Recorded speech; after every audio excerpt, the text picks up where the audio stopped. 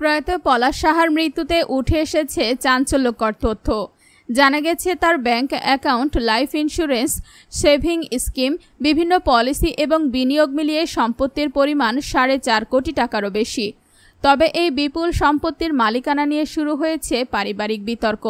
পলাশের স্ত্রী সুস্মিতা জানান, আমার স্বামী ভবিষ্যতের কথা ভেবে এই অর্থ সঞ্চয় করেছিল। আমি তার বৈধ স্ত্রী, তাই তার অবর্তমানে এই টাকার অধিকারী আমি।